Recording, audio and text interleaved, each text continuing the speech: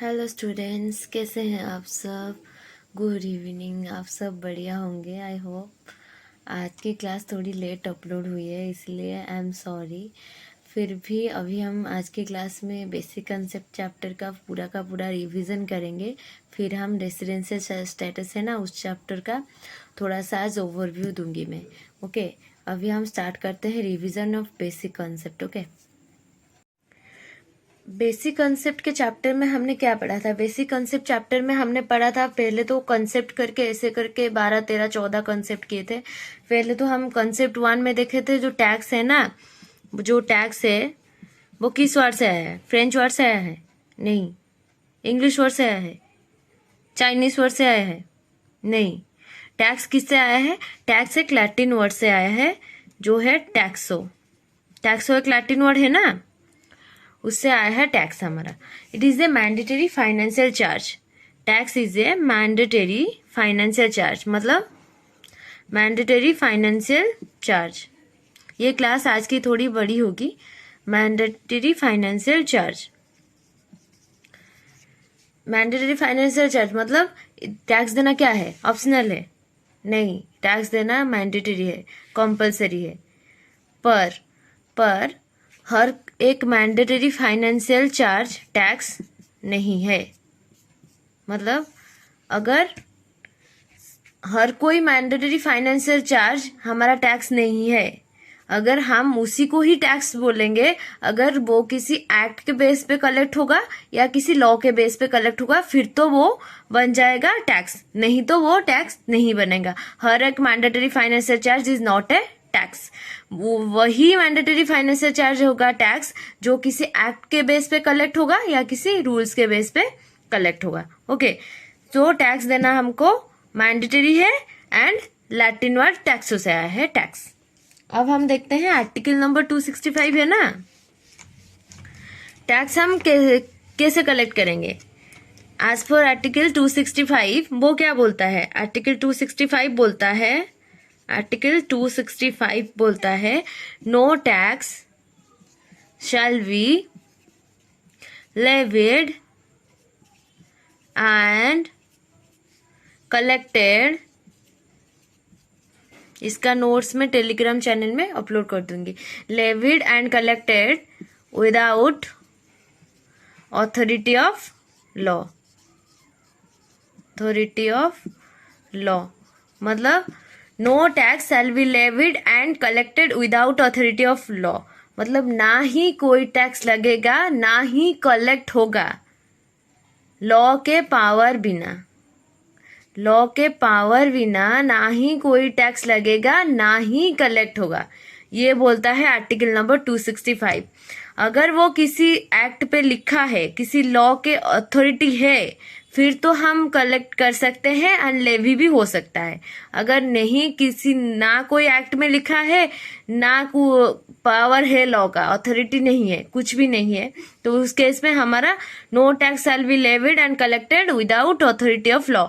बिना लॉ के पावर बिना ना ही कोई टैक्स लगेगा ना ही कलेक्ट होगा। ओके, ये बोलता है आर्टिकल 265। अब हम जाएंगे मैंडेटरी फाइनेंशियल चार्ज। आपको समझ में आ गया, टैक्स एक लैटिन वर्ड से आया है टैक्सो से। एंड आर्टिकल 265 क्या बोलता है? No tax shall be levied and collected without authority of law. Law के पावर के बिना ना ही कोई टैक्स लगेगा ना ही कलेक्ट होगा। ये सिंपल लाइन ये बोलता है एज पर आर्टिकल 265।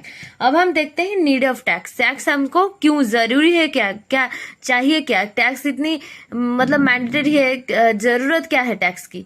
अब हम ये देखते हैं। अब हम देखते हैं नीड ऑफ टैक्सेस। ये है आर्टिकल 265। अब हम देखते हैं need of taxes.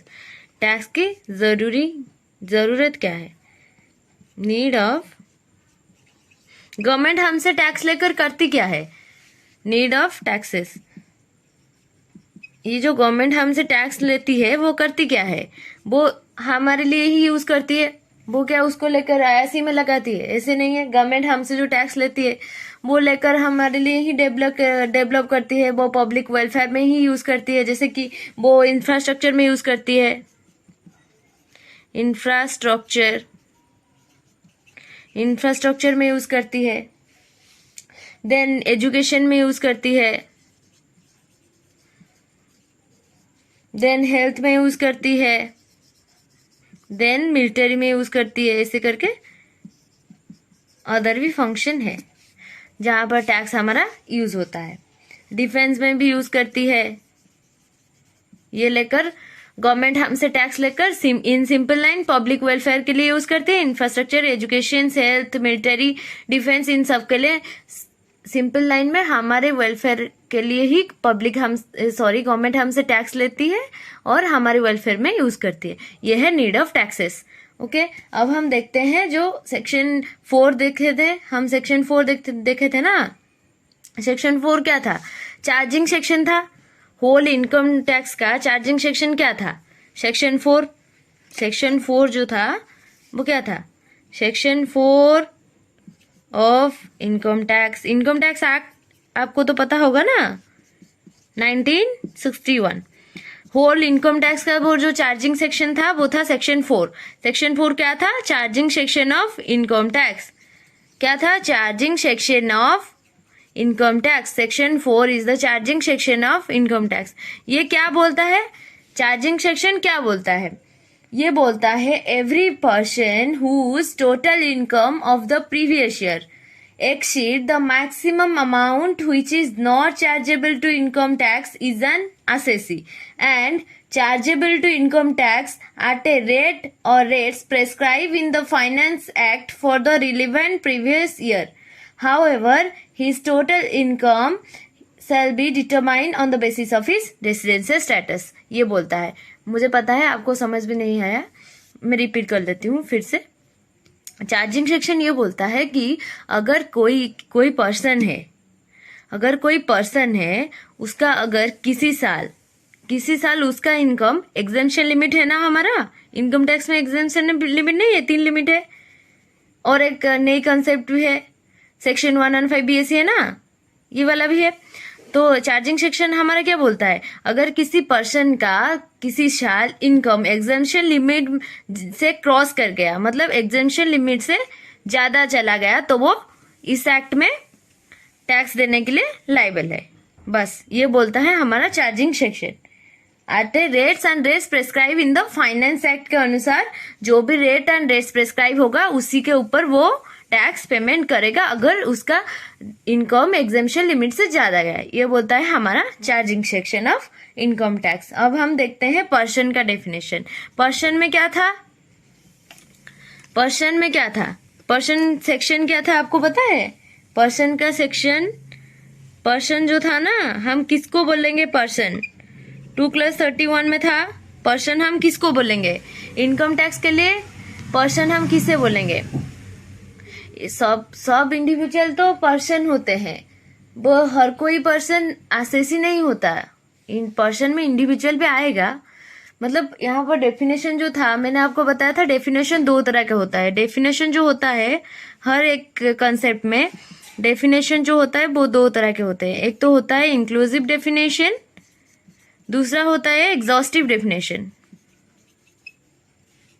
Exhaustive and inclusive मतलब ये भी आएगा, इसके बाद और भी कुछ आ सकता है, पत्थर का लकीर नहीं है। इंक्लूसिव मतलब ये भी आएगा, इससे और भी कुछ आ सकता है। It's includes, always start with includes. Okay, then ये क्या आएगा? एग्जॉस्टिव मतलब मीन्स आएगा। जनरली यही आएगा, इसके अलावा और कुछ नहीं आएगा। जैसे कि यहाँ पर हमारा डेफिनेशन दिया है पर्सन इंक्लूड्स, ये जो 2+31 में दिया है पर्सन इंक्लूड्स मतलब ये इंक्लूसिव डेफिनेशन है। इंक्लूसिव डेफिनेशन में हमारा आएगा पर्सन इंक्लूड्स इंडिविजुअल। हर एक पर्सन असेसी नहीं होता, ये आपको याद रखना है। जैसे कि person all assessee are person but all person are not assessee। Okay, person के डेफिनेशन में अभी हम देखते हैं इंक्लूसिव है या एग्जॉस्टिव है। पर्सन की डेफिनेशन इंक्लूसिव है, मतलब पर्सन इंक्लूड्स, ये पर्सन में ये आएगा जो दिया हुआ है, इसके अलावा और भी कुछ आ सकता है, ये बोलता है पर्सन की डेफिनेशन। एग्जॉस्टिव मतलब मीन्स, मतलब पत्थर का लकीर। ये एग्जॉस्टिव हमेशा मीन से स्टार्ट होता है, जैसे कि यही आएगा, इसके अलावा और कुछ नहीं आएगा। ये है डेफिनेशन का मतलब। ओके, दो तरह के डेफिनेशन होते हैं। अब हम देखते हैं, जैसे कि कोई भी कॉन्सेप्ट में दो तरह के डेफिनेशन होते हैं। एक तो इंक्लूसिव होता है, आइदर वो डेफिनेशन इंक्लूसिव होगा या वो एग्जॉस्टिव होगा। ओके, पर्सन में क्या क्या आएगा, जैसे कि हमने देखे थे इंडिविजुअल आएगा, मतलब जो पर्सन का डेफिनेशन देखते हैं। Person includes, as per section 2 clause 31, person includes मतलब पर्सन का डेफिनेशन इंक्लूसिव है। Person includes individual, HUF, company, firm, firm includes LLP, AOP, BOI, AJP. ये है पर्सन का डेफिनेशन। ओके, अब हम देखते हैं इंडिविजुअल जो है, इंडिविजुअल में क्या आएगा, मेल आएगा, फीमेल आएगा, मैन आएगा, वुमेन आएगा। ये आएगा इंडिविजुअल के डेफिनेशन, मतलब जो नेचुरल प्रोसेस ऑफ बर्थ से आए हैं इंडिविजुअल, मतलब हमारे तरह इंडिविजुअल है। ओके, एचयूएफ जो है वो एचयूएफ जो है ना, हिंदू अनडिवाइडेड फैमिली, वो क्रिश्चियन एंड मुस्लिम फैमिली नहीं बना सकती। एचयूएफ हर कोई बना सकती है। एंड एचयूएफ जो होता है वो दो तरह का होता है, एक तो होता है दयाभाग, दूसरा होता है मिताक्षरा। ओके, देन कंपनी जो होता है, कंपनी तो आपको पता है, कंपनी डोमेस्टिक कंपनी भी होती है, फॉरेन कंपनी भी होती है, दो तरह के होते हैं ना कंपनी। डोमेस्टिक में और दो तरह कैटेगराइज हुआ है ना, डोमेस्टिक जो हुआ है वो बड़ी भी हो सकती है, छोटी भी हो सकती है। 30%, 25% ये था ना रेट कंपनी वाले केस में। Then firm includes LLP limited liability partnership है। फार्म जो है ना वो इंक्लूड्स एलएलपी है। AOP association of person, BOI body of individual. Association of person मतलब individual other than individual also, मतलब ये तो नाम से ही पता चल रहा है कि एओपी जो है ना वो इंडिविजुअल भी होगा, अदर देन इंडिविजुअल भी होगा। बट बीओआई जो है वो बॉडी ऑफ इंडिविजुअल, मतलब only individual. And artificial judicial person, ये है पर्सन का डेफिनेशन टोटल। ओके, अब हम देखते हैं टोटल इनकम। हाँ, और एक बात, जो एचयूएफ होता है ना वो दो तरह का होता है। एक तो होता है एचयूएफ दयाभाग, दूसरा होता है मिताक्षरा। ओके, एचयूएफ जो दो तरह के होते हैं, एक तो दयाभाग, दूसरा होता है मिताक्षरा। एचयूएफ में दयाभाग, मिताक्षरा।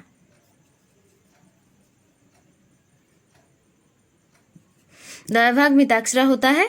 एंड जो एचयूएफ में केस में होता है वो Christian and Muslim family HUF नहीं बना सकती, except Christian and Muslim family. HUF का हेड कौन होता है, कर्ता होता है ना, हर कोई वो करता ही एचयूएफ का सब कुछ समझता है, कर्ता होता है एचयूएफ का हेड। ये है पर्सन का डेफिनेशन। अब हो गया, अब हम स्टार्ट करते हैं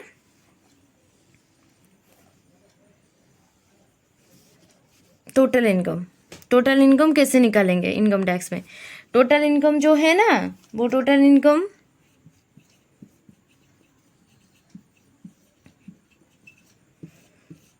कैसे निकालेंगे? फर्स्ट तो हमें क्या करना है, टोटल इनकम का मतलब क्या है, टोटल इनकम का मतलब क्या है।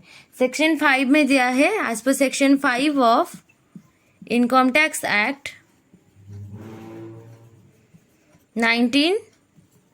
1961, section 5 of income tax act 1961। Okay, यहाँ पर टोटल इनकम दिया है। टोटल इनकम में हम टोटल इनकम हम कंप्यूट कैसे करेंगे, एवरी पर्सन का टोटल इनकम हम कंप्यूट कैसे करेंगे, सेक्शन 5 यहाँ पर मैं लिख लेती हूँ।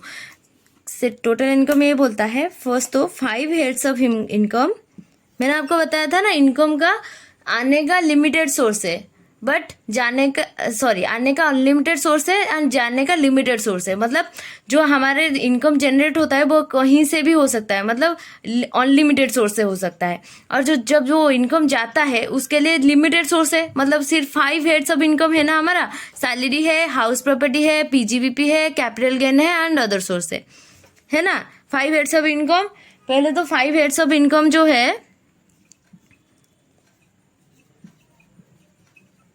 5 हेड्स ऑफ इनकम में हमारा जो आएगा वो आएगा सेक्शन 15 टू सेक्शन 59 तक आएगा 5 heads of income.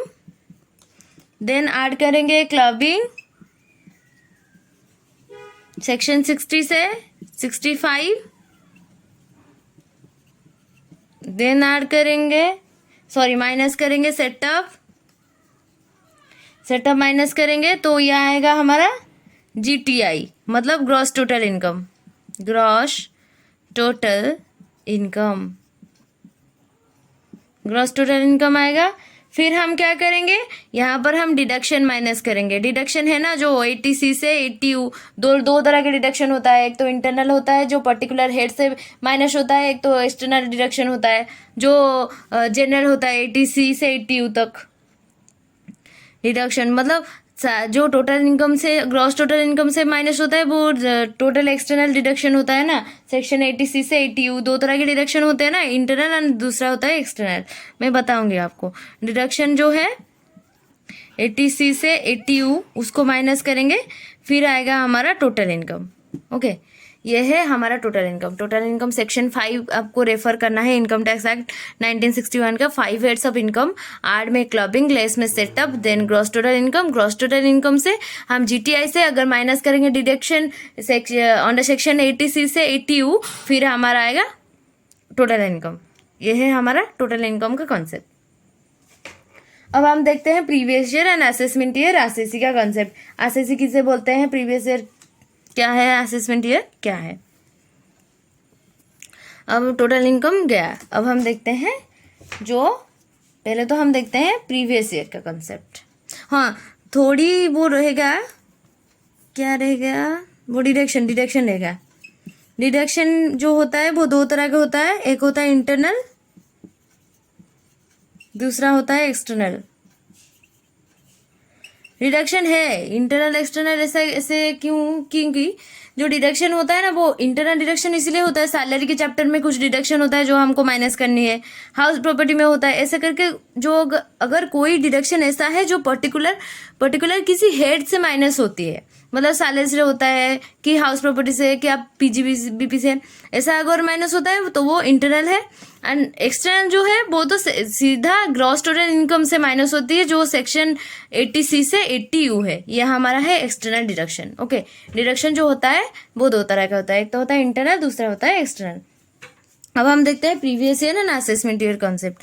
Previous year किसे बोलते हैं, पिछला साल को प्रीवियस ईयर बोलते हैं ना, नहीं। प्रीवियस ईयर इनकम टैक्स में क्या दिया हुआ है, प्रीवियस का मतलब तो पिछला होता है, साल का मतलब साल नहीं होता, प्रीवियस ईयर। प्रीवियस ईयर का सेक्शन क्या है, section 3 of income tax act. Previous year means पत्थर का लकीर। Previous year means the financial year immediately preceding the assessment year. Previous year means the financial year immediately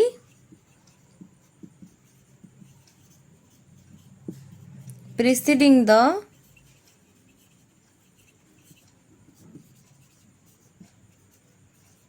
assessment year। मतलब अगर मैं simple line में बताऊं, इनकम कमाने वाला साल, इनकम कमाने वाला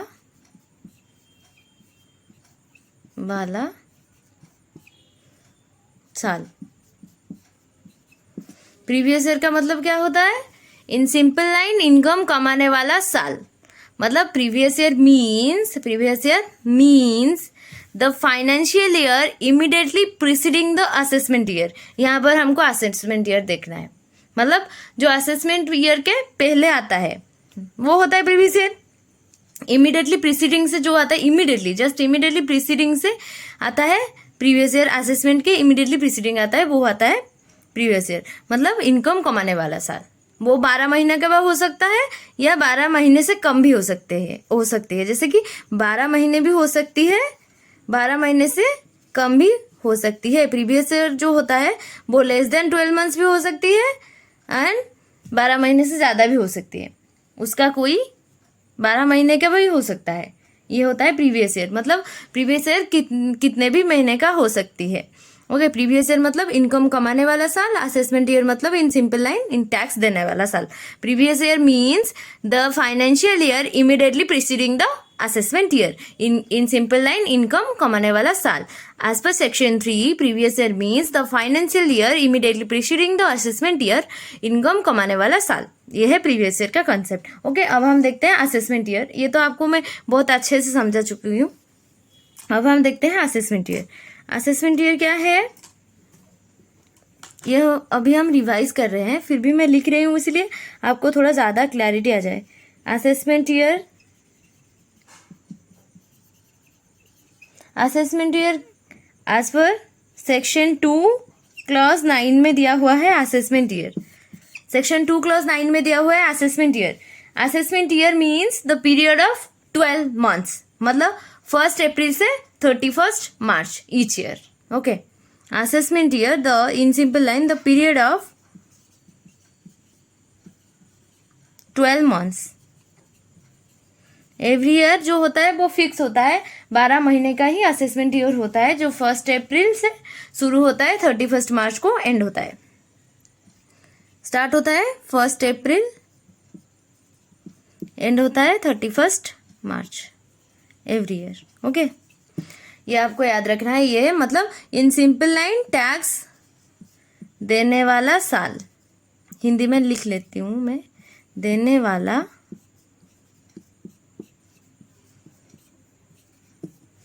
ये होता है क्या, ये होता है हमारा असेसमेंट ईयर। वो जो प्रीवियस ईयर था ना, वो 12 महीने से कम भी हो सकता है, 12 महीने का भी हो सकता है, बट ये जो असेसमेंट ईयर है ना, ये है ना हमारा जो है सिर्फ फिक्स है, 12 महीने का ही होगा, ना 12 से कम होगा ना ज्यादा, 12 महीने का। Always start with 1 April and ends with 31 March. Okay, ये आपको याद रखना है। देन अब हम देखते हैं असेसी। असेसी हम किससे बोलेंगे? एज पर सेक्शन 7 असेसी हम किससे बोलेंगे? 2 क्लॉज 7 असेसी हम किसे बोलेंगे? सेक्शन 7 नहीं, 2 क्लॉज 7 असेसी,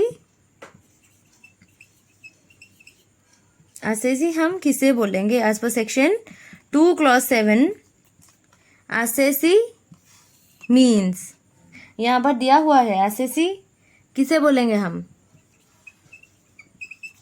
असेसी उसे बोलेंगे जो इनकम टैक्स में टैक्स देने की लाइबल हो या एनी अदर सम देने के लिए लाइबल हो, उसे हम असेसी बोलेंगे।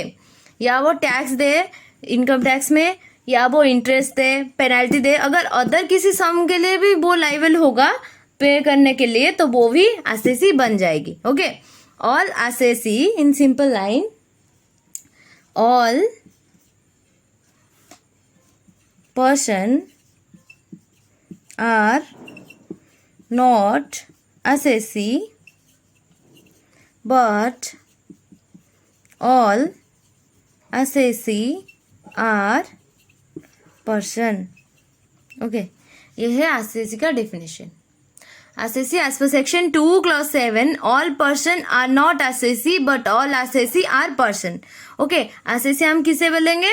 अगर वो इनकम टैक्स में टैक्स देने के लायबल होगा, उसके अलावा अगर वो इंटरेस्ट, पेनल्टी, लेट फीस, अगर किसी सम के एनी अदर सम के देने के लिए अगर वो लायबल होगा, तो वो भी असेसी में आएगा, असेसी के डेफिनेशन में। ये हो गया असेसी का डेफिनेशन। अब हम देखते हैं दूसरा कॉन्सेप्ट। अब हम रेट्स देखते हैं, जो इनकम टैक्स में रेट्स था ना, स्लैब रेट्स, वो देखते हैं। ओके, अब हम देखते हैं जो इनकम टैक्स में रेट्स होता है वो, जैसे कि अगर कोई पर्सन इनकम टैक्स में जाना चाहते हैं, उसके पास 2 गेट है। गेट 2 है ना, gate number 1, gate number 2। Gate number 1 क्या है? पुराना वाला स्लैब है, सॉरी। गेट नंबर 2 जो है वो क्या है? सेक्शन 115 BAC, जो मैंने आपको बताई थी। अगर इसको हम ऑप्ट करेंगे, बहुत सारा बेनिफिट हमको छोड़ना पड़ेगा। ये बोलता है गेट नंबर 2। गेट नंबर 1 क्या बोलता है? गेट नंबर 1 जो है ना, वो बोलता है पुराना वाला स्लैब, जो लेस देन 60 वाले हैं, 60 से ज्यादा 80 ईयर्स तक है, 80 ईयर्स से ज्यादा है, वो वाला कंसेप्ट है वो वाला है gate number 1 and gate number 2। ये वाला होता है 2 गेट ही होता है इनकम टैक्स में। अगर हम टैक्स देने के लिए जाएंगे तो हमको 2 गेट मिलेगा। पहले तो हम गेट नंबर 1 देखते हैं। गेट नंबर 1 क्या बोलता है? गेट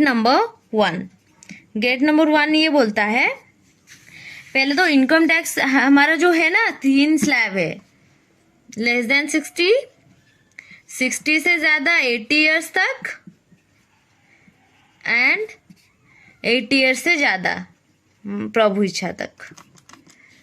ये लेस देन 60 वाले केस में एग्जेम्पशन लिमिट क्या है? Up to 2.5 lakh nil,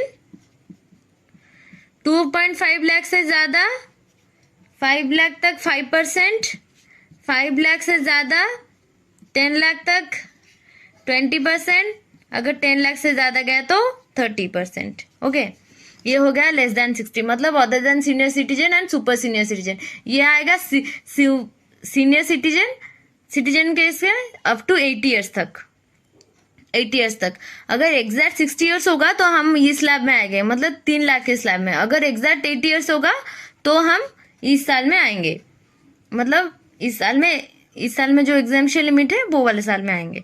okay, ये है क्या? 60 से ज्यादा अप टू 80 ईयर्स तक, अप टू 80 ईयर्स तक, मतलब सुपर सीनियर ये है जो है ना सीनियर सिटीजन है अप टू 80 ईयर्स तक। ये वाले केस में up to 3 lakh nil,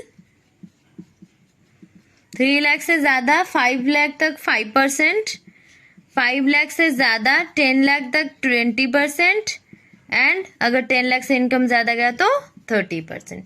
and अगर सुपर सीनियर सिटीजन केस गया अप टू 80 ईयर्स से ज्यादा प्रभु इच्छा तक, कितने भी साल हो सकता है, तो इस केस में अप टू एग्जेम्पशन लिमिट क्या है? अप टू 5 लाख नील, 5 लाख से ज्यादा 10 लाख तक 20%, एंड 10 लाख से ज्यादा गया तो 30%। ये है हमारा स्लैब। ओके, मैं दोबारा रिपीट कर लेती हूँ आपको, जैसे कि अगर इसके अलावा और कुछ स्पेशल रेट भी है, मैं आपको बताती हूँ। गेट नंबर 1 में क्या है? लेस देन 60, 60 से ज्यादा अप टू 80 ईयर्स तक एंड 80 से ज्यादा। ये है गेट नंबर 1 में हमारा स्लैब। पहले तो लेस देन 60 वाले केस में अप टू 2.5 लाख नील, 2.5 लाख से ज्यादा 5 लाख तक 5%, 5 लाख से ज्यादा 10 लाख तक 20%, 10 लाख से ज्यादा 30%। अगर वो 60 से ज्यादा गया 80 ईयर्स तक गया तो उस केस में अप टू 3 लाख नील, 3 लाख से ज्यादा 5 लाख तक 5%, 5 लाख से ज्यादा 10 लाख तक 20%, अगर 10 लाख से ज्यादा गया तो 30%। अगर वो 80 ईयर्स से ज्यादा गया प्रभु इच्छा तक गया, उस केस में अप टू 5 लाख नील, 5 लाख से 10 लाख तक 20%, 10 लाख से अगर ज्यादा गया तो 30%। ये है हमारा गेट नंबर 1। Okay, clear? अब हम देखते हैं गेट नंबर 2। इसके अलावा कुछ स्पेशल रेट में मैं आपको लिखवा दूंगी। ओके, ये है गेट नंबर 1। गेट नंबर 2 में क्या है? गेट नंबर 2 जो है उसको अगर हम ऑप्ट करते हैं हमको बहुत सारा बेनिफिट छोड़ना होता है। गेट नंबर 1 इस केस में तो है ना हमारा रेसिडेंट नॉन रेसिडेंट ये सब होता है। आपको मैंने बताया था रेसिडेंट वाले में तो ये सब स्लैब है ना, रेसिडेंट वाले में ये सब स्लैब है। नॉन रेसिडेंट के हर केस में क्या है? 2.5 लाख वाली लिमिट लगेगी, ये आपको याद रखना है। नॉन रेसिडेंट के हर केस में 2.5 लाख वाली एग्जाम्पशन लिमिट है। हर केस में नॉन रेसिडेंट के हर केस में, एनआर वाली हर केस में, अनआर वाली हर केस में 2.5 लाख की लिमिट है। मतलब पहली वाली लिमिट हमारा जो लेस देन 60 वाली है वही वाली लिमिट लगेगी, चाहे उसकी एज 80 ईयर्स भी क्यों ना हो। ओके, आपको एज नहीं देखनी, एनआर वाली हर केस में आपको 2.5 लाख की लिमिट ही लेनी है। अब हम देखते हैं जो गेट नंबर 2 है। गेट नंबर 2 क्या बोलता है? यहाँ पर गेट नंबर 2 जो है वो बोलता है पहले तो ये जो लगेगा ना ये सिर्फ इंडिविजुअल पर लगेगा और एचयूएफ पर लगेगा। Only applicable to individual and HUF. ये वाला जो कॉन्सेप्ट है, जो स्लैब है 115 बीएससी सेक्शन 115 बीएससी जो है ना, ये लगेगा ओनली इंडिविजुअल एंड एचयूएफ के ऊपर, एंड रेसिडेंट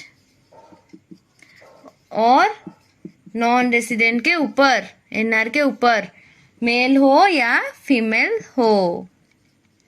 ओके, इसके अलावा ये ना ही एओपी पर लगेगा, ना ही बीओआई पर लगेगा, ना ही ये एजेपी पर लगेगा। इन तीनों में ये कहीं पर भी नहीं लगेगा। सेक्शन 115 बीएससी सिर्फ इंडिविजुअल और एचयूएफ के ऊपर लगता है एंड रेसिडेंट और नॉन रेसिडेंट मेल और फीमेल के ऊपर लगता है। बस गेट नंबर 2 अभी हम देखते हैं क्या क्या रेट है इसमें। यहाँ पर रेट कम है। यहाँ पर इनकम टैक्स में पहले तो वहां पर क्या था 5% था, 20% था, 30% था। यहाँ पर रेट तो कम है, लेकिन अगर हम सेक्शन 115 ऑप्ट करते हैं हमको बहुत सारा बेनिफिट छोड़ना होता है। सेक्शन 115 बीएससी, सेक्शन 115 बीएससी जो है, अब हम देखते हैं उसका रेट क्या है। पहले तो अप टू 2.5 लाख जो है वो है नील, 2.5 लाख से ज्यादा 7.5 लाख तक 10%, 7.5 लाख से ज्यादा 10 लाख तक जो है वो है 15% एंड 10 लाख से ज्यादा अप टू 12.5 लाख तक 20%, 12.5 लाख से ज्यादा अप टू 15 लाख तक 25%, अगर 15 लाख से ज्यादा गए तो 30%। हाँ, ये हो गया हमारा सेक्शन 115 बीएससी। यह है सेक्शन 115 बीएससी। सेक्शन 115 बीएससी जो है वो सिर्फ रेसिडेंट एंड नॉन रेसिडेंट के ऊपर लगेगा एंड इंडिविजुअल एचयूएफ के ऊपर लगेगा। ओके, सेक्शन 115 बीएससी यहाँ पर देख रहे हो आप कि जैसे कि अप टू 2.5 लाख नील है, 2.5 लाख से ज्यादा 5 लाख तक 5% है, 5 लाख से ज्यादा 7.5 लाख तक 10% है, 7.5 लाख से ज्यादा 10 लाख तक 15% है एंड 10 लाख से ज्यादा 12.5 लाख तक 20% है एंड 12.5 लाख से ज्यादा 15 लाख तक 25% है एंड 15 लाख से ज्यादा 30% है। यहाँ पर आप देख रहे हैं कि टैक्स जो है ना, वो टैक्स रेट जो है वो डिक्रीज हो रहा है, मतलब कम रहा है।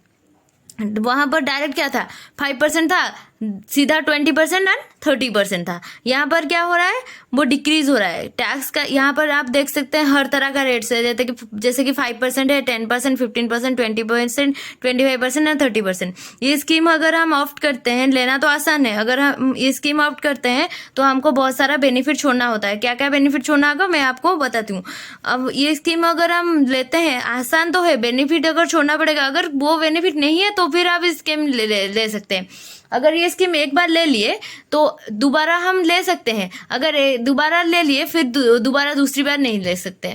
मतलब इन सिंपल लाइन ये स्कीम जो है ना, पहले हम लेंगे फिर छोड़ेंगे, फिर लेंगे फिर नहीं ले सकते। ओके, ये है सेक्शन 115 बीएससी।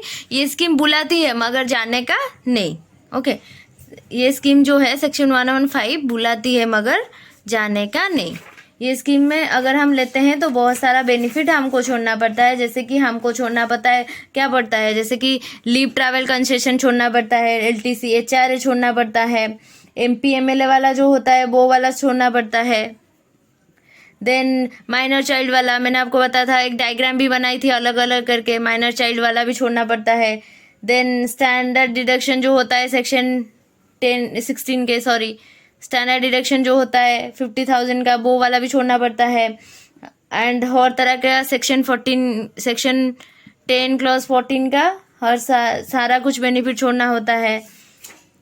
ये सब देन हमको टी कॉफ़ी एंड रॉबर वाला बेनिफिट छोड़ना पड़ता है। ये आपको सारा का सारा बेनिफिट छोड़ना पड़ता है। याद आया कुछ? ये है सेक्शन 115 बीएससी। अब हम देखते हैं थोड़ा सा स्पेशल रेट, क्या क्या स्पेशल रेट्स है। स्पेशल रेट्स यहाँ पर क्या है, जैसे कि लॉन्ग टर्म कैपिटल गेन है जो सेक्शन 112 के है, वो है 20%, टैक्स रेट है वो 20% है। मैं बताऊंगी ये कहाँ पर काम में आएगा। And then long term capital gain under section 112 है जो है 10% है, मगर after 1 lakh of exemption, 1 lakh exempt होगा। देन 10% अगर कोई अमाउंट दिया है वहां पर हम क्या करेंगे, 1 लाख पहले तो माइनस करेंगे, उसके बाद वहां पर हम टैक्स लगाएंगे @ 10%। ओके, 1 लाख हमेशा ही एग्जेम्प्ट होता है section 112A। Long term capital gain section 112A वाले 10% में आफ्टर 1 lakh exemption. Long term capital gain section 112 tax rate @ 20%। Then casual income के ऊपर हॉर्स रेस, बेटिंग, गैम्बलिंग जो होता है, काजुअल इनकम जो होता है उस पर डायरेक्ट फ्लैट रेट होता है 30%. Then short term capital gain under section 1111 है जो है 15% में. एंड ऑन डिस्क्लोज इनकम मतलब काला धन के केस में सीधा 78%. ओके, ये है हमारा टोटल स्पेशल रेट्स कुछ टैक्स में. ओके, आपको ये नोट करना है. ओके, अब हम देखते हैं और कुछ कॉन्सेप्ट रह गए हो तो हम उसको भी रिवाइज करते हैं. जैसे कि सरचार्ज वाला रह गया है, एमआर वाला भी रह गया है. एमआर क्या होता है इसका थोड़ा ओवरव्यू देना है, फिर इस चैप्टर का हम क्लोज करते हैं. एंड राउंडेड अप भी देखते हैं, राउंडेड अप कैसे होता है. ओके, जैसे कि अब हम देखते हैं स्पेशल रेट्स के बाद अब हम देखते हैं सरचार्ज. सरचार्ज जो होता है वो हर केस में होता है. एंड अलग अलग एसएससी का स्लैब रेट भी देखेंगे. जैसे कि अलग अलग और भी एसएससी रह गए ना. अभी तो हम सिर्फ इंडिविजुअल का देखे ना, जैसे कंपनी का भी देखे नहीं और अदर एसएससी का भी नहीं देखे. तो अब हम देखते हैं सरचार्ज. सरचार्ज क्या है? सरचार्ज जो टैक्स के ऊपर लगता है, जहां पर सरचार्ज लगने के वजह से हमको हार्डशिप हो गया वहां पर हमको एमआर मिल जाएगा, मार्जिनल रिलीफ. ओके, ये आपको याद रखना है. इनकम टैक्स जो है इनकम जो है सरचार्ज केस में इनकम कितना जाएगा? अगर पहले तो 50 लाख तक जाएगा, 50 लाख तक नील सरचार्ज, कुछ भी नहीं है. 50 लाख से ज़्यादा अप टू 1 करोड़ तक 10%, 1 करोड़ से ज़्यादा 2 करोड़ तक 15%. यहाँ पर 4 टायर है ना, 10%, 15%, 25%, 37%. ये आपको याद रखना है.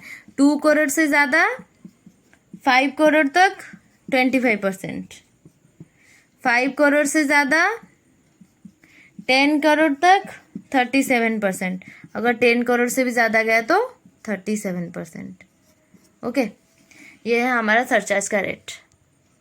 सरचार्ज जो है वो इनकम टैक्स के ऊपर लगता है सरचार्ज. जैसे कि इनकम जो है अगर 50 लाख तक है तो वो नील सरचार्ज. 50 लाख से ज़्यादा है, कहाँ तक गया? 50 लाख से ज़्यादा है 1 करोड़ तक 10%, 1 करोड़ से ज़्यादा 2 करोड़ तक 15%, 2 करोड़ से ज़्यादा अप टू 5 करोड़ तक 25%, 5 करोड़ से ज़्यादा 10 करोड़ तक 37%, एंड 10 करोड़ से अगर ज़्यादा गया तो 37%. ये है 4 टायर वाली सरचार्ज, जैसे कि 10, 15, 25, 37. ओके, ये है सरचार्ज. अब हम देखते हैं कि सरचार्ज जो है ना वो हाईएस्ट दो तरह के इनकम होते हैं. उस इनकम में हाईएस्ट जो लगेगा वो हाईएस्ट सरचार्ज लगेगा हमारा 15%. उससे ज़्यादा सरचार्ज नहीं लगा सकती. जैसे कि section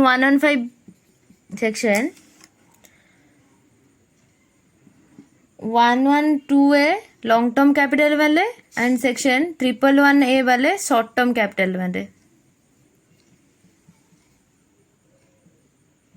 long term capital gain and in दोनों के केस में और डिविडेंड वाली इनकम, इन दोनों के केस में हाईएस्ट जो लगेगा सरचार्ज वो कितना लगेगा? हाईएस्ट सरचार्ज लगेगा 15%, ना 25% लगेगा, ना 37% लगेगा. ओके, ये है हमारा सरचार्ज. इन तीनों इनकम के केस में हाईएस्ट 15% सरचार्ज लगेगा. अभी हम देखते हैं सरचार्ज के बाद MR, marginal relief. Marginal relief क्या होता है? आपको मैंने बताया था मार्जिनल रिलीफ जो होता है MR, marginal relief. Marginal relief क्या होता है? एमआर का मतलब होता है मार्जिनल रिलीफ. अगर सरचार्ज लगने के वजह से हमको हार्डशिप हो गया, मतलब टैक्स हमारा ज़्यादा हो गया, इनकम हमारा कम है, अगर किसी साल ऐसा हो गया तो उस केस में जो डिफरेंस अमाउंट होगा उस पर हम निकालते थे ना. अगर इनकम 1 करोड़ 1 लाख है, अगर इनकम 1 करोड़ होती तो उस पर टैक्स कितना आता, ये अजम्पशन करके हम लेते नहीं थे. वो होता है एमआर का कंसेप्ट, मार्जिनल रिलीफ. ओके, आपको समझ में आ गया होगा. एमआर मतलब जहाँ सरचार्ज लगने की वजह से हार्डशिप हो गया वहाँ पर हमको एमआर मिल जाएगा, रिलीफ मिल जाएगा. मतलब जहाँ पर टैक्स ज़्यादा है, इनकम कम है, उस केस में हमको एमआर मिल जाता है. ओके, ये है मार्जिनल रिलीफ. अब हम देखते हैं अदर एसएससी जो रह गए हैं वो कंपनी वाले केस में क्या लगेगा एंड अगर अदर जो आरसीसी रह गए हैं, जैसे कि कंपनी वाले केस रह गए हैं, लोकल अथॉरिटी वाले केस में, कोऑपरेटिव सोसाइटी वाले केस में, उस केस में टैक्स रेट क्या है। अब हम देखते हैं कंपनी वाले केस में टैक्स रेट क्या है। कंपनी वाले रेट पहले तो हम देखते हैं कंपनी, वो तो कंपनी एक्ट में एज पर सेक्शन कंपनी का डेफिनेशन 2+56 में है ना कंपनी, वो तो कंपनी एक्ट में है। कंपनी जो है वहां पर क्या है, कंपनी जो है दो तरह का होता है, एक तो होता है डोमेस्टिक घरेलू कंपनी, दूसरा होता है फॉरेन कंपनी। एक तो होता है डोमेस्टिक कंपनी, दूसरा होता है फॉरेन कंपनी। डोमेस्टिक कंपनी जो होता है, एक तो वो बड़ी कंपनी बिग कंपनी होता है, एंड छोटी कंपनी स्मॉल कंपनी होती है। ये मैं बाद में पढ़ाऊंगी। जैसे कि पहले तो हम देख लेते हैं फॉरेन कंपनी। फॉरेन कंपनी वाले केस में 40% भी होता है टैक्स रेट एंड 50% भी होता है, दो तरह का होता है। 50% कहाँ होता है, रॉयल्टी वाले केस में, एंड 40% जो होता है वो नॉर्मल अगर एनी अदर केस में। जनरली तो इनकम केस में, कंपनी केस में जनरली फॉरेन कंपनी केस में 40% होता है, एंड जो रॉयल्टी वाले केस में 50%, जनरली 40% होता है फॉरेन कंपनी। अब हम फॉरेन कंपनी के ऊपर अब हम देख लेते हैं कि सरचार्ज का रेट क्या है, फिर हम डोमेस्टिक कंपनी के ऊपर आएंगे। फॉरेन कंपनी के ऊपर सरचार्ज का रेट क्या है।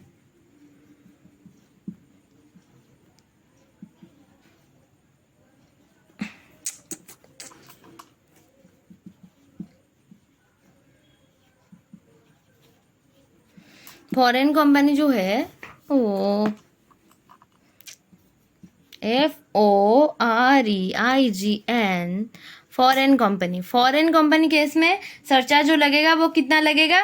पहले तो 1 करोड़ तक अगर इनकम गया, मतलब 10 करोड़ तक, मतलब 1 करोड़ से ज़्यादा गया, 1 करोड़ से ज़्यादा गया, 10 करोड़ तक गया तो 2%, अगर 10 करोड़ से ज़्यादा गया तो वहाँ पर लगेगा सीधा 5% सरचार्ज।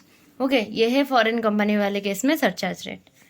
टैक्स जो है यहाँ पर कितना है, टैक्स रेट जो है वो फॉरेन कंपनी वाले में 40% है, रॉयल्टी वाले केस में 50% है। ओके, ये आपको याद रखना है। फॉरेन वाले केस में खत्म। अब हम देखते हैं डोमेस्टिक कंपनी के क्या क्या रेट्स है। अदर एसएससी देख रहे हैं तो डोमेस्टिक केस में क्या, डोमेस्टिक कंपनी जो होता है वो दो तरह का होता है। एक तो होता है डोमेस्टिक कंपनी जो होता है दो तरह कैसे होता है, एक तो बिग कंपनी होता है, बिग होता है, दूसरा होता है स्मॉल, मतलब अप टू 400 करोड़ जिसका टर्नओवर है। यहाँ पर 1920 का टर्नओवर हमको देखना है, यहाँ पर जो देखना है हमको टर्नओवर ना, वो 1920 का देखना है। तो वो क्या है, अप टू 400 करोड़ जो है वो है स्मॉल कंपनी, 400 करोड़ से ज़्यादा है तो वो है क्या, बिग कंपनी। अगर वहाँ पर डोमेस्टिक कंपनी जो है 400 करोड़ से बिग कंपनी अगर ज़्यादा है तो वो जाएगा क्या, बिग कंपनी। बिग कंपनी यहाँ पर 1920 का हमारा टर्नओवर, पहले यहाँ पर 1819 था, अमेंडमेंट के बाद यहाँ हो गया 1920। अगर कंपनी का डोमेस्टिक कंपनी में अगर उसका टर्नओवर 400 करोड़ तक है, उस केस में 25% पिछले 1920 में अगर उसका टर्नओवर 400 करोड़ तक है तो वो 25% लगेगा, नहीं तो वहां पर लगेगा 30%। ये है फॉरेन कंपनी का flat rate 30%, sorry domestic company का flat rate 30%, foreign company case में 40% था, यहाँ पर 30%। सरचार्ज क्या लगेगा, यहाँ पर सरचार्ज क्या लगेगा, सरचार्ज जो लगेगा पहले तो अप टू 1 करोड़ से ज़्यादा 10 करोड़ तक 7%, एंड 10 करोड़ से ज़्यादा अगर गया तो इनकम तो 12%, 7%, 12%, 2%, 5% वहाँ पर था फॉरेन कंपनी वाले केस में। ये है डोमेस्टिक कंपनी। मैं दोबारा रिपीट कर लेती हूँ। डोमेस्टिक कंपनी केस में क्या होता है, अगर 1920 का टर्नओवर अप टू 400 करोड़ है तो उस केस में 25% लगेगा, नहीं तो 30% लगेगा। सरचार्ज के केस में क्या होगा, surcharge up to 1 crore to, अगर 1 करोड़ से ज़्यादा अप टू 10 करोड़ तक होगा तो वहाँ पर 7% सरचार्ज होगा। अगर 10 करोड़ से ज़्यादा जाएगा तो वहाँ पर कितना सरचार्ज होगा, तो 12% होगा। सेस तो हमेशा ही 4% लगता है, ये आपको पता है। हर केस में हेल्थ एंड एजुकेशन सेस जो होता है वो 4% लगता है। ये हो गया डोमेस्टिक एंड कंपनी वाले केस में खत्म। अब हम देखते हैं लोकल अथॉरिटी वाले केस में क्या रेट है। लोकल अथॉरिटी जो है उस केस में क्या रेट है, एंड कोऑपरेटिव सोसाइटी वाले केस में क्या रेट है, ये हम एओपी, बीओआई, एजेपी, ये सब केस में क्या क्या रेट्स है। पहले तो हम देख लेते हैं जो लोकल अथॉरिटी है उस केस में रेट्स क्या है। ये जो टैक्स रेट है वो लोकल अथॉरिटी वाले केस में क्या रेट्स है, जैसे कि पार्टनरशिप फार्म केस में क्या है, एचयूए वाले केस में क्या है, एओपी बीओ वाले केस में क्या है, ये हम देख लेते हैं। जैसे कि पार्टनरशिप फार्म वाले केस में पहले तो टैक्स रेट है 30%। वहां पर अगर इनकम 1 करोड़ जाएगा तो वहां पर 12% सरचार्ज लगेगा। ये है पार्टनरशिप फार्म वाले केस में। लोकल अथॉरिटी वाले में क्या है 30% फ्लैट रेट। उसके बाद अगर इनकम गया 1 करोड़ से ज्यादा तो उस केस में लगेगा 12%। सेम है। फिर एचयूएफ के केस में एचयूएफ के स्टेटस जो डिपेंड करता है वो कर्ता पर डिपेंड करता है। मतलब गेट नंबर 1 जैसे कि हमारा जो था ना slab rate, gate number 1 and gate number 2, 1 and gate number 2 जो है वो सेक्शन 115 बीएससी, गेट नंबर 1 जो है वो नॉर्मल ईयर्स के मतलब लेस देन 60 वाले, 60 से ज्यादा 80 ईयर्स तक, एंड 80 ईयर्स से ज्यादा ये वाला है एचयूएफ वाला है। ओके, अब हम एओपी बीओआई देखते हैं। एओपी बीओआई है अप टू 2.5 लाख नील, 2.5 लाख से ज्यादा 5 लाख तक 5%, 5 लाख से ज्यादा 10 लाख तक 20%, 10 लाख से अगर ज्यादा गए तो 30%। सरचार्ज जो है वो सेम एज इंडिविजुअल है एंड एमआर जो है वो सेम एज इंडिविजुअल है। अब हम देखते हैं कोऑपरेटिव सोसाइटी वाले केस में। आपको समझ में आ गया होगा, मैं दोबारा रिपीट कर लेती हूँ। ओके, पार्टनरशिप वाले केस में पहले तो 30% फ्लैट रेट है। उसके अलावा अगर इनकम गया 1 करोड़ से ज्यादा तो 12% सरचार्ज लगेगा। लोकल अथॉरिटी वाले केस में 30% लगेगा flat rate surcharge, sorry tax rate. Then surcharge आएगा अगर 1 करोड़ से ज्यादा इनकम गया तो 12% सरचार्ज आएगा। एचयूएफ वाले केस में एचयूएफ के स्टेटस जो होता है वो डिपेंड करता है कर्ता पर, गेट नंबर 1 या गेट नंबर 2 चाहे वो जो ले सकता है। एओपी एंड बीओआई के ऊपर क्या होता है टोटल इनकम ऑफ 2.5 लाख नील, 2.5 लाख से ज्यादा 5 लाख तक 5%, 5 लाख से ज्यादा गया तो 10 लाख तक 20%, 10 लाख से ज्यादा गया तो 30%। एंड सरचार्ज जो लगेगा same as individual and MR जो है वो सेम एज इंडिविजुअल है। ये हो गया हमारा टैक्स रेट। अब हम सिर्फ एक छोटी सी कंसेप्ट रह गया है, दूसरा है रिबेट का, राउंडेड ऑफ का एंड कोऑपरेटिव सोसाइटी का। बस उसके बाद बेसिक कॉन्सेप्ट का चैप्टर ओवर। हम ओवरव्यू देते हैं, फिर मैं आपको ओवरव्यू दूंगी जो है रेसिडेंशियल स्टेटस के ऊपर। ओके, अब हम देख लेते हैं कोऑपरेटिव सोसाइटी वाले केस में टैक्स रेट क्या है। कोऑपरेटिव सोसाइटी वाले केस में गेट नंबर 1 है एंड गेट नंबर 2 है। गेट नंबर 1 क्या है, गेट नंबर 1 बोलता है अप टू 10,000 10%, 10,000 से ज्यादा 20,000 तक 20%, 20,000 से ज्यादा गए तो 30%। ये है गेट नंबर 1 कोऑपरेटिव सोसाइटी वाले केस में। गेट नंबर 2 क्या है, गेट नंबर 2 है सेक्शन 115 बीएडी, जो जहां पर है जो बोलता है क्या बोलता है 22% यहाँ पर फ्लैट रेट है। वहां पर क्या था, जैसे कि हमारा जो था ना सेक्शन 115 बीएससी अगर हम लेंगे वहां पर कुछ बेनिफिट छोड़ने पड़ेंगे। यहाँ पर भी अगर हम सेक्शन 115 बीएडी लेंगे सिमिलर टू सेम है सेक्शन 115 बीएससी, वहां पर भी कुछ बेनिफिट हमको यहाँ पर भी छोड़ने पड़ेंगे। जैसे कि फ्लैट रेट जो है वो 22% है, उस पर 10% सरचार्ज है एंड 4% सेज है। एंड इफेक्टिव रेट जो है अगर आपको किसी भी कहीं पर भी क्वेश्चन आ गया कोऑपरेटिव सोसाइटी वाले केस में सेक्शन 115 बीएडी वाले केस में इफेक्टिव रेट क्या है, वहां पर आपको लिखना है 25.168 इफेक्टिव रेट है। जैसे कि कैसे है, यहाँ पर क्या है 22 है, 22% के ऊपर हम अब लगाएंगे 10%, 10% ऊपर लगाएंगे 4%, तो कितना आएगा, जैसे कि 22 उस पर हम लगाएंगे 10%, उस पर हम लगाएंगे 4%, 25.168। आपको दिख रहा होगा 25.168, 25.168 ये हमारा इफेक्टिव रेट है। गेट नंबर 1 है ये अप टू 10,000 10%, 10,000 से ज्यादा 20,000 तक 20% एंड 20,000 से ज्यादा 30%। ये हो गया हमारा खत्म कोऑपरेटिव वाले केस में।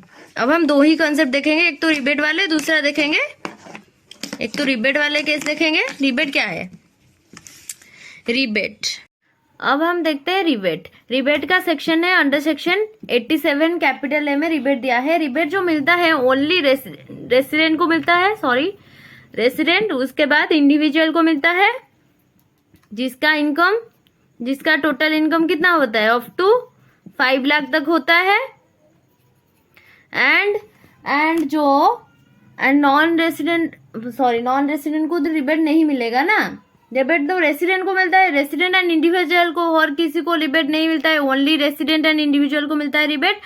टोटल इनकम जिसका 5 लाख से ज़्यादा हो and except long term capital gain, long term capital gain 112A वाले को रिबेट नहीं मिलता, ये आपको याद रखना है। जो रिबेट मिलता है वो कितना मिलता है 12,500 और 100% of income tax which ever is less. 12,500 का हमारा मैक्सिमम रिबेट मिल सकता है हमको, और 100% of income tax which ever is less, ये हमको रिबेट मिलेगा। ओके, रिबेट का concept clear.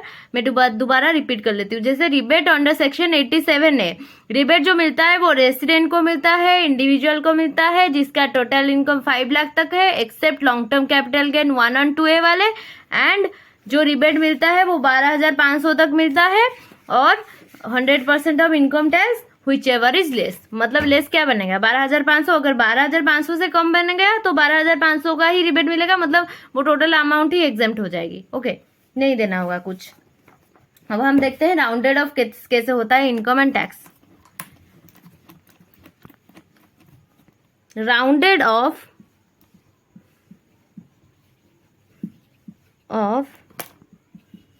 Income and tax.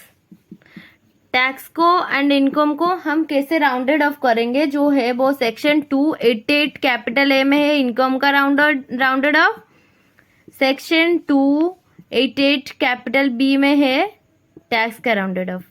Okay, ये है इनकम एंड टैक्स का राउंडेड ऑफ। कैसे करेंगे, फॉर एग्जाम्पल अगर लास्ट डिजिट लेस देन 5 गया, लास्ट 10 में मल्टीप्लाई करेंगे, अगर लास्ट डिजिट 5 और मोर गया तो नेक्स्ट 10 में मल्टीपल करेंगे। जैसे कि यहाँ पर क्या है 49, सपोज 44, लास्ट डिजिट क्या है 4 है, मतलब 5 से कम है, तो यहाँ पर क्या आएगा, यहाँ पर क्या आएगा लेस देन 5 है, मतलब लास्ट 10 में करेंगे तो 4900। अगर यहाँ पर होता 4949 तो लास्ट डिजिट क्या है 5 से ज़्यादा है, 5 से ज़्यादा है मतलब 9 है, यहाँ पर हम करेंगे नेक्स्ट 10 में, नेक्स्ट 10 मतलब क्या आएगा 4950। ओके, ये है rounded off income and tax. ऐसे हम राउंडेड ऑफ करते हैं इनकम एंड टैक्स में। जैसे कि अगर यहाँ पर कुछ अमाउंट आ गया 12,549, यहाँ पर जो लास्ट डिजिट है वो क्या है 9 है, मतलब 5 से ज़्यादा है, मतलब नेक्स्ट 10 में मल्टीप्लाई करेंगे 12550। अगर यहाँ पर 12532 था, अगर 2 होता तो क्या आता 2 होता मतलब 5 से कम है, मतलब लास्ट 10 में करेंगे, लास्ट 10 में मतलब 12530, ये आएगा हमारा टैक्स एंड इनकम का राउंडेड ऑफ। ओके, आपको समझ में आ गया होगा। दैट्स इट, कॉन्सेप्ट अभी तक यही था, बेसिक कॉन्सेप्ट का पूरा रिवीजन हो चुका है अभी। अब हम दूसरा कॉन्सेप्ट देखते हैं, जैसे कि रेसिडेंशियल स्टेटस, नई चैप्टर स्टार्ट करते हैं। ओके, आज का यह है नई चैप्टर जो है chapter number 2, residential status. Residential status of किसका, इंडिविजुअल का, कंपनी का भी है रेसिडेंशियल स्टेटस, क्यों नहीं है, इंडियन कंपनी तो हमेशा रेसिडेंट होता है, तो ये हुआ ना इंडियन कंपनी का रेसिडेंशियल स्टेटस। जैसे कि न्यू चैप्टर अभी हम स्टार्ट करेंगे रेसिडेंशियल स्टेटस, जो है सेक्शन 5 टू सेक्शन 9। ओके, मैं जस्ट आपको अभी ओवरव्यू दूंगी रेसिडेंशियल स्टेटस हमको क्यों चाहिए। अगर हम ऐसे ही टैक्स निकालेंगे तो क्या होगा, क्यों हमको चाहिए रेसिडेंस, वो रेसिडेंट है या एनआर है, नॉन रेसिडेंट है, ये हमको क्यों चाहिए, क्योंकि आपको तो पता है नॉर्मली स्लैब रेट में हम क्या लगाते हैं, वैसे तो हम रेसिडेंट अगर डिटरमाइन करेंगे फिर तो हम टैक्स रेट लगाएंगे ना। अगर किसी के ऊपर हमको टैक्स लगाना है, पहले तो हम उसको देखेंगे कि वो रेसिडेंट है या नॉन रेसिडेंट है। जैसे कि अब हम देखते हैं total income of N assessee is based on residential status of N assessee. Okay, total income, आज मैं बेसिक कॉन्सेप्ट का सारा रेट्स वाला जो नोट्स है वो मैं अपलोड कर दूंगी टेलीग्राम चैनल में, लिंक भी डिस्क्रिप्शन में दे दूंगी, आप उस पर ज्वाइन कर लेना।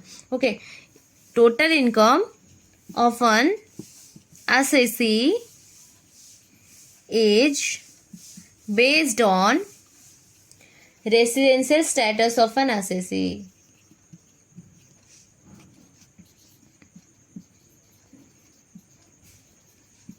Status of an assessee.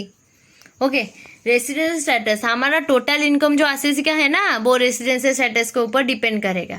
Okay, residential status के हिसाब से हम टोटल इनकम कैलकुलेट करेंगे. ओके, कौन कौन सी इनकम होता है वो रेसिडेंट के हाथ में टैक्सेबल होगा, जैसे कि आरओआर के हाथ में टैक्सेबल होगा. आरएन कौन सा ऐसा इनकम होता है जो आरएनओआर के हाथ में टैक्सेबल होगा, कौन सा ऐसा इनकम होता है जो एनआर के हाथ में टैक्सेबल होगा. यह हमको रेसिडेंशियल स्टेटस के उस चैप्टर के ऊपर देखने को मिलेगा. जैसे कि अभी हम देखते हैं सेक्शन 5 क्या बोलता है, सेक्शन 6, 7, 8, 9 ये सब क्या बोलते हैं रेसिडेंशियल स्टेटस के चैप्टर में. रेसिडेंशियल स्टेटस,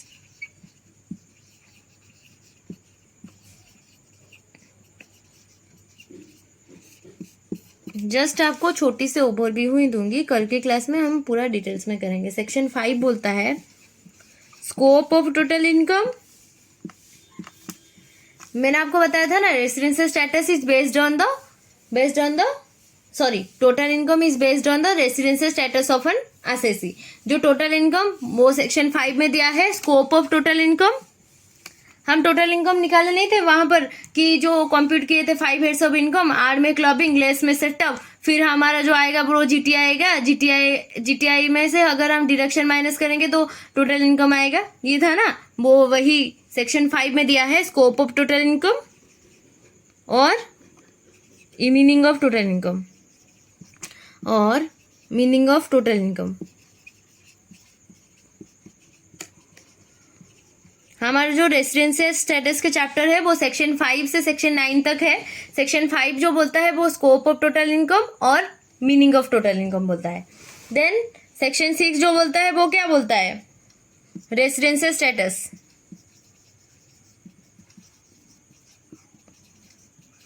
रेसिडेंशियल स्टेटस हम कैसे निकालेंगे, क्या क्या कंडीशन है. सेक्शन 7 जो बोलता है income deemed to be receive in India. मानो या ना मानो, आपको मानना ही पड़ेगा ये इनकम आपने इंडिया में रिसीव की है. Income deemed to be received in India. Okay, section 8 हमारा जो है वो नॉट रिलेवेंट एंड सेक्शन 9 में लिख रही हूँ, इरेज कर रही हूँ, आप वीडियो को पॉज करके लिख लीजिएगा. मैं दोबारा रिपीट कर देती हूँ. जैसे कि सेक्शन 5 क्या बोलता है, स्कोप ऑफ टोटल इनकम और meaning of total income. Section 6 बोलता है रेसिडेंशियल स्टेटस. सेक्शन 7 बोलता है income deemed to be receive in India, जो हम सैलरी के चैप्टर में डिस्कस करेंगे. एंड सेक्शन 8 जो बोलता है वो नॉट रिलेवेंट. ओके, सेक्शन 9 देखते हैं क्या बोलता है. सेक्शन 9 जो बोलता है वो बोलता है income deem to be accrues और arise in India. Deem to be, मानो या ना मानो आपको मानना ही पड़ेगा ये इनकम आपने इंडिया में कमाया है और इंडिया में अराइज हुआ है. डीम टू बी एक्रू और अराइज इन इंडिया. ओके, ये है हमारा रेसिडेंशियल स्टेटस के सेक्शन 5 से सेक्शन 9 तक सारा का सारा सेक्शन. ओके, कल की क्लास में हम रूल्स देखेंगे, जो rules to be considered while determining the residential status. हम अगर रेसिडेंशियल स्टेटस डिटरमाइन करेंगे वहां पर क्या क्या हमको रूल्स फॉलो करने पड़ेंगे, यह हम कल के क्लास में देखेंगे. So that's it for today. Bye bye.